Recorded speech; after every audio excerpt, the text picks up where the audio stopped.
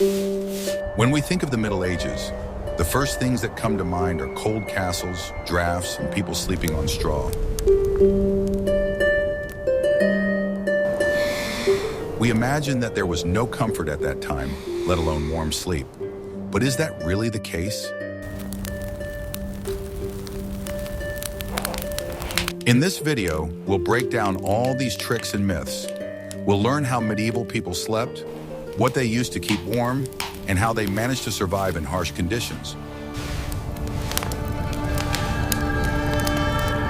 We will compare their methods with ours, and you may be surprised to learn that much of what we consider modern was invented in the Middle Ages. Much of what we know about the Middle Ages are myths that have little to do with reality. People in that era were much more inventive than we tend to think. They knew how to stay warm and how to make their lives comfortable, and many of their methods still work today. Watch the video to the end, and you'll learn how medieval people slept much warmer than we think, and how they were able to invent the warm things we still use today. Many people think that medieval people slept on floors covered with straw. This image has become ingrained in our minds thanks to movies and books. But this is not entirely true. There was straw on the floor, of course, but it was used more as insulation and covering than as the main place to sleep. Rich people slept on beds that were similar to those we see today. These beds were made of wood and had a frame onto which ropes were stretched. A mattress stuffed with straw or feathers was placed on these ropes. Ordinary people slept on mattresses that were placed directly on the floor. But these were not just straw. They were bags filled with straw, feathers, or wool. They were soft and warm enough to sleep on, and they had one special feature. In case of flooding or strong winds, the mattress could be easily lifted.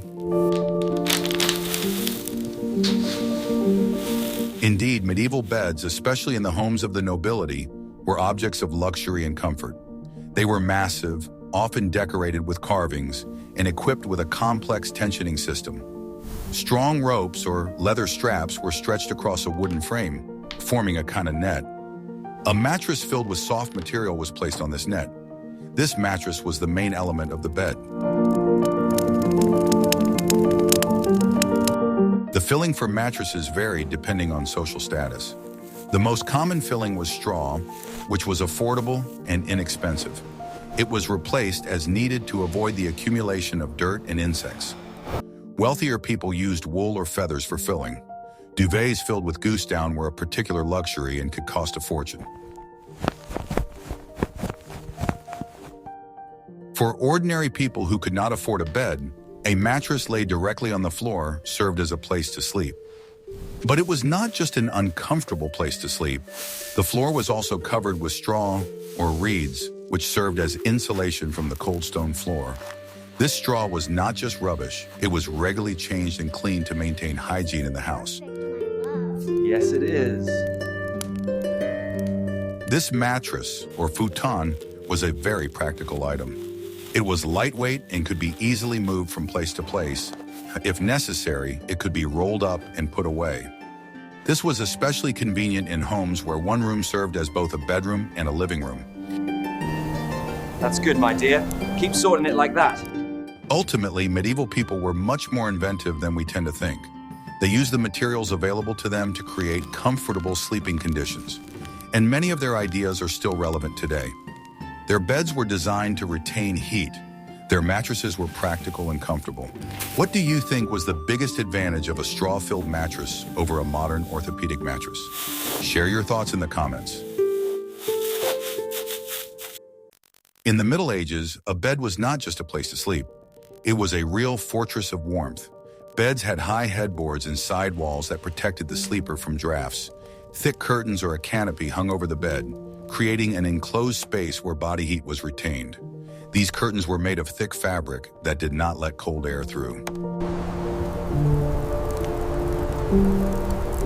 The bed was also a status symbol. The wealthier a person was, the larger and more luxurious their bed was. Some beds were so large that several people could sleep in them. This was not only comfortable, but also helped to retain heat. Medieval beds, especially in the homes of the nobility, were masterpieces of engineering. They were designed to retain as much heat as possible. The high headboard and side walls were not just decoration, they served as barriers against the cold. But the most important element was the canopy, a large fabric cover over the bed. The canopy was made of thick fabric that did not let cold air through. When it was lowered, it created an enclosed space where body heat was retained. It was very effective. The bed was also a place for socializing. People spent a lot of time in it, not just sleeping. They read, talked, and received guests. It was a place where the family gathered together. This was especially important in cold houses where there was no other way to keep warm. The bed was the center of the house, the place where everyone gathered. Medieval beds were very large. They were so large that several people could sleep in them. This was not only comfortable, but also helped to keep warm. Sleeping together was very common in the Middle Ages. People slept together not only out of necessity, but also for warmth. Sleeping together was much warmer than sleeping alone. This was especially important in cold houses where there was no heating. The bed was also a status symbol. The richer a person was, the larger and more luxurious their bed was. Some beds were decorated with carvings, and the curtains were made of expensive fabrics. This was an indicator of wealth and power. All of this certainly helped. But what was the most important secret to a warm night's sleep that was available to everyone? Watch the video to the end to find out the answer to this question. Blankets in the Middle Ages were made of wool, linen, or cotton. They were very thick and warm. But the warmest and most luxurious item was a feather bed, a large bag filled with feathers or down. A feather bed was similar to a modern down comforter, but it was much thicker. It was so warm that you could sleep under it, even in the coldest room. A feather bed was a very expensive item. Only very wealthy people could afford one. But even if a person did not have a feather bed, they always had several blankets to cover themselves with. These blankets were made of wool and were very warm. Textiles played a crucial role in keeping medieval homes warm. The main materials were wool, linen, and, less commonly, cotton. Wool was valued for its insulating properties. Blankets woven from sheep's wool were heavy and dense, capable of trapping the heat emitted by the body. Such blankets were the main way for most people to keep warm. They were often laid in several layers. A feather bed was the height of comfort and luxury. It was a large bag made of thick fabric and filled with feathers. Feathers from waterfowl such as ducks and geese were usually used for feather beds because they were softer and retained heat better. Making a feather bed was a laborious process. A large number of feathers had to be collected, cleaned, and stuffed into the bag. It was very expensive. At that time, it was not customary to use sheets. People slept directly under blankets, often in their clothes. It was practical and comfortable. In addition, it helped to retain heat. Nightwear, which we will discuss later, was also part of the heat retention system. Blankets and quilts were also used for decoration. They could be embroidered with patterns or coats of arms, which emphasized the status of the owner. Blankets decorated with gold or silver thread were especially prized. Keeping warm was a very important issue. People knew that if they got cold, they could get sick. Therefore, they paid a lot of attention to blankets and quilts. They were not just household items, but vital necessities. Ultimately, duvets and blankets were part of the medieval system of heat conservation. They were proof that people in that era were much more inventive than we think. They used the materials available to them to create comfortable sleeping conditions. And many of their ideas are still relevant today. An additional element that helped to retain heat was quilts made using the patchwork principle. Several layers of fabric were sewn together, with wool or other filling laid between them. This was not only practical, but also beautiful. as patchwork quilts could be decorated with various patterns. In addition, blankets were often passed down from generation to generation, and each one had its own history. They were a symbol of family values and traditions. This shows that people in that era cared not only about comfort, but also about preserving their history. Special attention was paid to materials. Linen was lighter and cooler, so it was mainly used in the summer. Wool was heavier and warmer, so it was used in the winter. Cotton was expensive, and only very wealthy people could afford it. All these details show that medieval people were very attentive to their daily lives. They did not perceive things as disposable. They made them with love and care so that they would serve them for a long time. This philosophy was part of their culture. It was what helped them survive in harsh conditions and maintain unity. Ultimately, featherbeds and blankets were not just everyday items, but part of the medieval system of heat conservation. They were proof that people in that era were much more inventive than we think. They used the materials available to them to create comfortable sleeping conditions, and many of their ideas are still relevant today. Medieval people were very inventive when it came to heat conservation. They used various tricks to keep warm. For example, they placed coals in special pots, which they put under the bed. These pots slowly released heat, which helped to warm the bed. It was a kind of prototype of a modern hot water bottle. Medieval people approached the issue of warmth with practicality. They used whatever was at hand to keep warm. One such device was called a hot pot. It was a ceramic or metal container that was filled with hot coals and then placed in the bed. The pot slowly gave off heat, warming the bed. Another common method was to use warm bricks. Bricks are known to retain heat well. They were heated by the fireplace, wrapped in cloth, and placed in bed. This was very convenient, as bricks did not emit smoke and could not catch fire. Hot water was also used. At that time, it was not customary to take baths, but people used hot water to keep warm. They poured it into leather bags or special containers and placed them in bed. This was very effective. But what if you didn't have access to fire or hot water? Medieval people used other tricks as well. For example, they slept in warm clothes.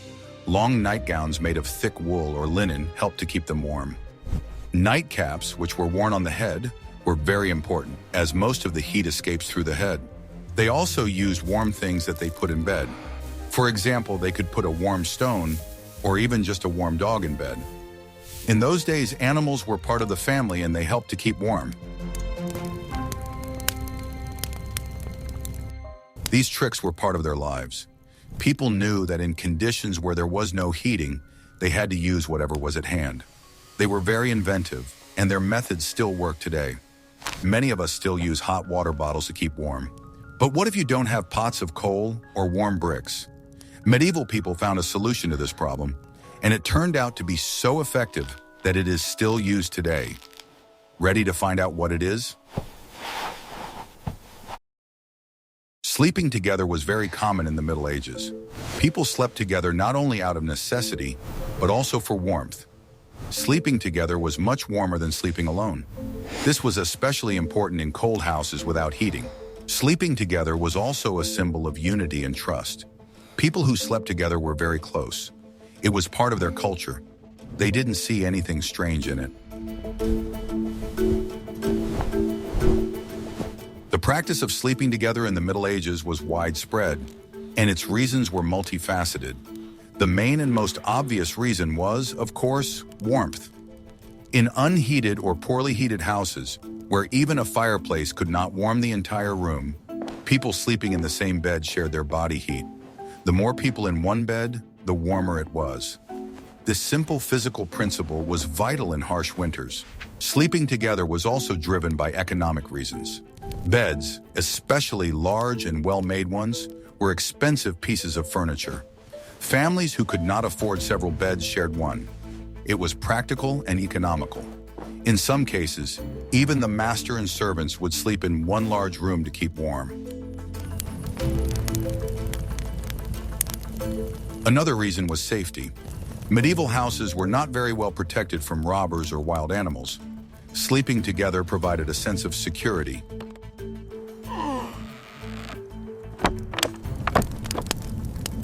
People felt safe when they slept together.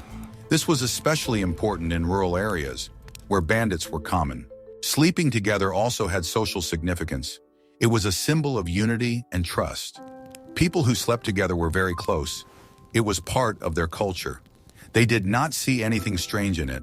On the contrary, sleeping together was a sign of friendship and solidarity.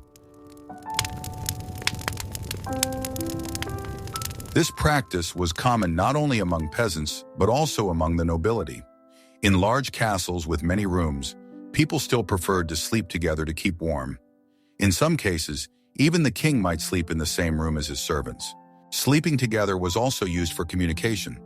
Before going to sleep, people could talk, share news, and discuss plans for the next day. It was a time for communicating with family and friends. Ultimately, sleeping together was not just a practice, but part of medieval culture. It was driven not only by necessity, but also by social reasons. It was what helped people survive in harsh conditions and maintain unity. This practice was so effective that it is still used in some cultures today. It is proof that medieval people were very resourceful when it came to staying warm and maintaining unity. This cultural feature was also reflected in the architecture of houses. Many living quarters, especially in peasant houses, were a single space with no division into bedrooms. All family members and sometimes their guests slept in the same room. This layout was not only economically advantageous, but also promoted communal living. Interestingly, in some cases, sleeping together was not limited to humans. In cold houses, it was common to sleep next to domestic animals, which also helped to keep warm. They were part of the family, and their presence in the house was natural. Sleeping together also had practical significance. If one person fell ill, others could quickly help them. If someone woke up, they could wake others so that they would not oversleep. It was a kind of security system that worked very effectively. This practice also reflected the philosophy of life of medieval people. They were not individualists. They lived in a community where each person depended on the other. Sleeping together was a symbol of this. It was what helped them survive in harsh conditions and maintain unity. Ultimately, sleeping together was not just a practice, but part of medieval culture. It was driven not only by necessity, but also by social reasons. It was what helped people survive in harsh conditions and maintain unity. This practice is proof that medieval people were very resourceful when it came to staying warm and maintaining unity. Nightwear in the Middle Ages was made of thick wool or linen. It was very warm and comfortable. People slept in long shirts that covered their bodies. This helped to keep them warm. In addition, people wore nightcaps to keep their heads warm. This was very important, as most of the body's heat is lost through the head. A nightcap was similar to a modern hat, but was much longer. Nightwear in the Middle Ages was not like what we wear today. It was functional, not fashionable. The main purpose of nightwear was to keep warm. The nightgowns worn by men and women were long, often reaching the ankles, and had long sleeves. They were made of thick wool or linen. Wool was especially popular because it retained heat well in wick. In addition to nightgowns and caps, people also slept in stockings and shoes. In those days, it was not customary to take off one's shoes before going to bed. This was practical, as shoes helped to keep warm. The stockings worn by men and women were made of wool and were very warm. Nightwear was also used for protection. In those days, it was not customary to use sheets. People slept directly under blankets, often in their clothes. This was practical and comfortable. In addition, it helped to keep warm. Nightwear also protected the body from rough blankets and mattresses. Nightwear also had social significance. The wealthier a person was, the better their clothing was. Wealthy people wore nightshirts made of fine linen or silk. They were decorated with embroidery and lace. This was an indicator of wealth and status. Nightwear was part of medieval culture. It was what helped people survive in harsh conditions. It was proof that people in that era were very inventive when it came to keeping warm. But if long shirts and funny hats were so important, what about the most important source of heat in the house? Let's talk about medieval fireplaces right now. The fireplace was the center of the medieval home. It was not only a source of heat, but also a place to cook food. The fireplace was large and open, allowing it to heat the entire room. But the heat from the fireplace dissipated quickly, and a bed that was far away from it could be cold. To keep warm, people placed their beds in corners where there were fewer drafts. They also used thick curtains to cover doorways and windows. This helped to keep the heat inside the house. The fireplace in a medieval house was not just a source of heat, but the center of life. It was a place where the whole family gathered, where food was prepared, and where clothes were dried. The fire in the fireplace burned constantly, as it was the only source of heat. The problem was that the fireplace was open, which allowed it to heat the entire room, but also allowed the heat to escape quickly. Most of the heat escaped through the chimney, and cold air entered the house through cracks. To solve this problem, people used various tricks. They placed beds in corners where there were fewer drafts. Corners were the warmest places in the house because they were protected from the wind. They also used thick curtains to cover door and window openings. These curtains were made of thick wool or linen, which did not let cold air through. But the fireplace was not the only source of heat. People also used special stoves that were placed in rooms. These stoves were similar to modern fireplaces, but were more efficient because they could be closed and retained heat. They were very popular in the homes of the nobility. To keep warm, people also used carpets and tapestries. Carpets laid on the floor helped to retain heat. Tapestries hung on the walls also helped to retain heat. They were made of thick wool and were very warm. They were also used for decoration. Ultimately, the fireplace was the heart of the medieval home. It was what helped people survive in harsh conditions. It was proof that people in that era were very inventive when it came to keeping warm. The efficiency of the fireplace, in addition to its main purpose, was enhanced by a number of simple but effective techniques. For example, niches were often made in the walls above the fireplace, which were used to store food. The heat from the fireplace helped keep the food from spoiling and also provided additional heating for the wall.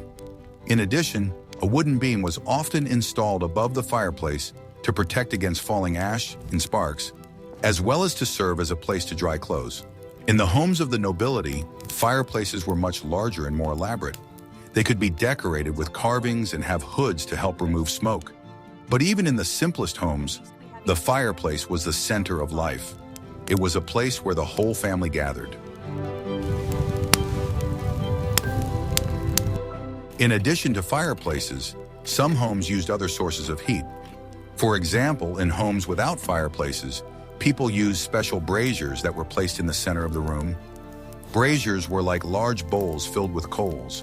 They slowly gave off heat, which helped to keep people warm. During the cold season, people tried not to leave the house unnecessarily. They gathered around the fireplace to warm up and to spend time together. It was a time for socializing, storytelling, and games. It was a time when the family came together. Ultimately, the fireplace was the heart of the medieval home. It was what helped people survive in harsh conditions. It was proof that people in that era were very resourceful when it came to staying warm. Houses and castles in the Middle Ages were built of stone and wood. They were very large and had high ceilings, which made them cold. The windows were small and had no glass, which made them even colder. But people knew how to deal with this. They used thick walls to keep the heat in. They also used thick curtains to cover the windows and doors. This helped to keep the heat inside the house. The construction of houses and castles in the Middle Ages was driven not only by aesthetics, but also by practicality. The main goal was to create a reliable shelter from the cold, wind, and precipitation. To do this, they used thick stone walls, which were good insulators.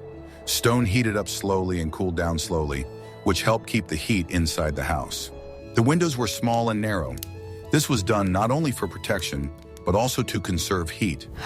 Less heat escaped through small windows than through large ones. Instead of glass, oiled cloth, parchment, or even thin plates of horn were used. These materials allowed light to pass through but did not allow cold air to pass through. Later, windows with mica appeared, which were more effective. The doors were also very thick and had iron hinges. This was done to protect against enemies, but it also helped to retain heat. The doors were covered with a thick layer of wood, which was a good heat insulator. The gaps in the doors were plugged with cloth to prevent cold air from entering. In addition, various tricks were used in homes to conserve heat. For example, castles had special rooms with fireplaces that were isolated from other rooms. This allowed the heat to be retained inside. Houses also used tapestries, which were hung on the walls to retain heat. Tapestries were made of thick wool and were very warm. They were also used for decoration. Ultimately, medieval architecture was not only beautiful, but also functional. It was designed to help people survive in harsh conditions. It was proof that people in that era were very inventive when it came to conserving heat. Interestingly, even the shape of medieval castles was designed to retain heat. Inner courtyards surrounded by high walls protected against the wind and created a warmer microclimate. Some castles even had double walls, where the space between them was used as an additional thermal barrier. The architecture of rural houses was also adapted to the climate. For example, in cold regions, houses were built of wood and clay, as these materials retained heat better than stone. Roofs were made of straw, which was an excellent insulator. The floors in houses were covered with a layer of straw or reeds, which helped to retain heat and absorb moisture. Another element that helped to retain heat was low ceilings. Unlike the ceremonial halls in castles, the living rooms in houses were small. This allowed them to heat up faster and retain heat. Many houses had a common room where the whole family gathered. This was convenient for cooking and socializing. All these architectural solutions were the result of centuries of experience. People learned from their mistakes and improved their homes. They understood that in conditions where there was no heating, they had to use everything at hand. They were very inventive, and their methods still work today. This is what allowed them to survive in harsh conditions and build their lives. An additional technique used in colder regions was the hypocaust, a floor heating system borrowed from the Romans. Of course, this was rare and was mainly used in monasteries and noble castles. A space was created under the floor where hot air from a stove or fireplace was fed, allowing the room to be heated evenly. Even the layout of the rooms was important. Bedrooms were usually located on the upper floors, where it was warmer as hot air rises. Meanwhile, the ground floor housed kitchens and common rooms, where a fire was always burning. This thoughtful layout helped to make the most of every source of heat. As for cities, houses were built very close to each other. This created a barrier against the wind and helped to retain heat. Narrow streets also helped to retain heat, as they were protected from the wind. This architecture was not only beautiful, but also functional. Ultimately, medieval architecture was not only beautiful, but also functional. It was designed to help people survive in harsh conditions. It was proof that people in that era were very inventive when it came to conserving heat. The nighttime routine in the Middle Ages was very simple. People went to bed early because there was no electricity. Before going to sleep, they read, played games, or simply talked. It was a time for family bonding. In the morning, they got up early to make breakfast and tidy up the house. It was part of their life. They didn't see anything strange in it. Medieval life was closely linked to the natural cycle of day and night. Sunset meant the end of active activity. When it got dark, the only sources of light were the fire in the fireplace, oil lamps, or candles, which were expensive. Therefore, people went to bed when the sun went down. It was practical and economical. Before going to bed, people spent time together. It was a time for family bonding. They talked, told stories, and played games. It was a time when people could relax and forget about their daily worries. In those days, there was no television, radio, or internet, so people spent time together. In the morning, they got up early. Dawn meant the start of a new day. The morning routine was very simple. People washed, got dressed, and went about their duties. Women prepared breakfast, and men went to work. The whole family worked together to provide for themselves. Home life was very simple. Furniture was minimal, consisting of beds, tables, benches, and chests. Chests were used to store clothes, food, and other items. They were also used as chairs. Life in the Middle Ages was very hard. People worked from morning to night to provide for themselves. They had no free time. But they were happy. They were content with what they had and did not strive for more. They lived in harmony with nature, and their lives were simple but meaningful. This simplicity was part of their culture. They did not see anything strange in it. On the contrary, they believed it was right. They were content with what they had and did not strive for more. This was what made them happy. Ultimately, domestic life and routine were part of medieval culture. They were conditioned not only by necessity, but also by social reasons. They were what helped people survive in harsh conditions and maintain unity. The life of a medieval person was cyclical, subject to the seasons and agricultural work. In winter, when there was less work, people spent more time at home, doing crafts or repairing equipment. Long winter evenings were the perfect time for storytelling, reading aloud if someone in the household was literate, or playing games. It was a period when family ties were strengthened and traditions were passed down from generation to generation. Contrary to popular belief, people did care about personal hygiene. Although not every home had running water, basins and jugs were used for washing. People washed their faces and hands in the morning and evening, and during the warmer months, they could bathe in a river or lake. Food was simple but nutritious. Breakfast consisted of bread, cheese, and possibly porridge. During the day, people ate vegetables, meat, and fish if available. All food was cooked over a fire, which took a long time. Women spent most of their day cooking, cleaning, and doing other household chores. Children also participated in the household routine. They helped their parents, learned a trade, and prepared for adult life. In the Middle Ages, there was no division between childhood and adulthood. Children began working at an early age, which was part of their upbringing.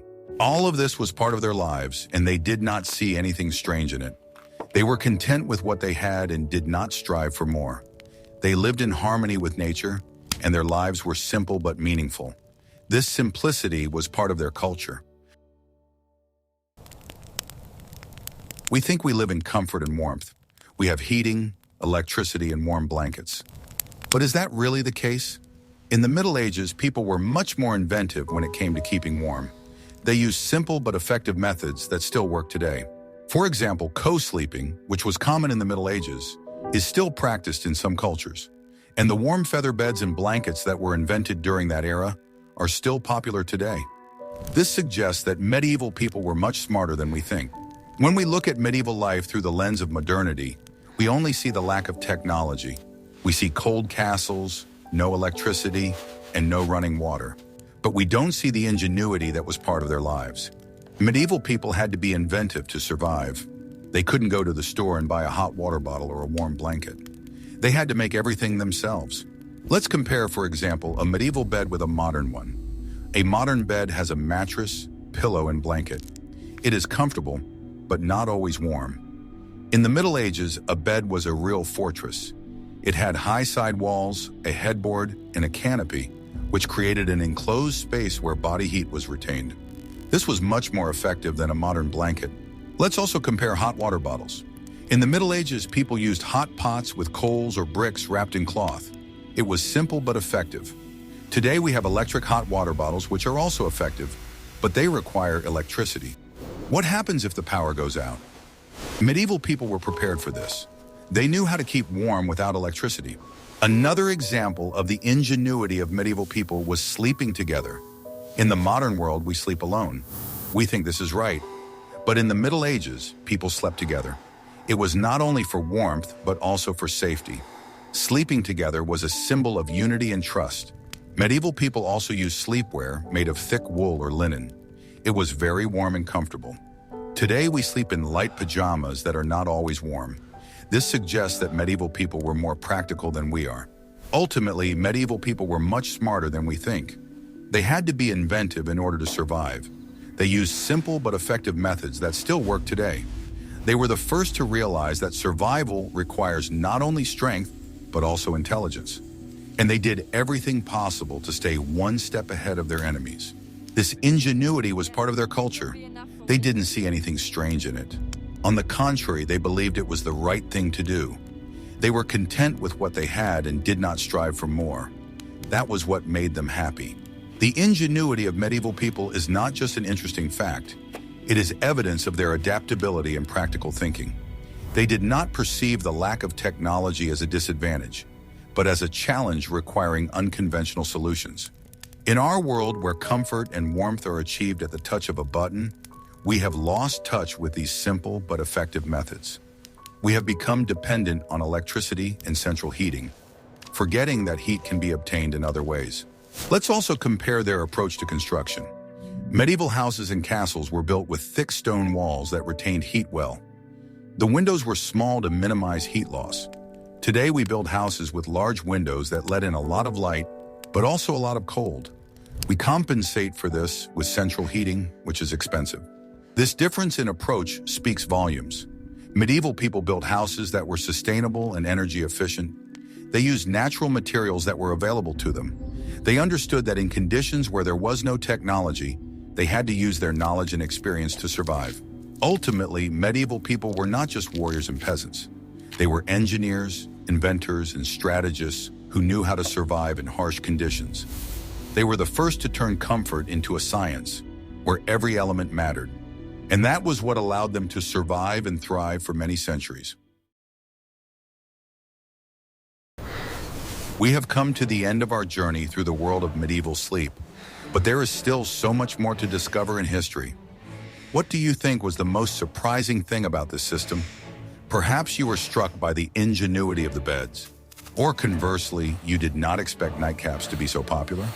Tell us about it in the comments. We have looked at how medieval people slept, but there are still many other fascinating questions beyond this topic. For example, how did they prepare food?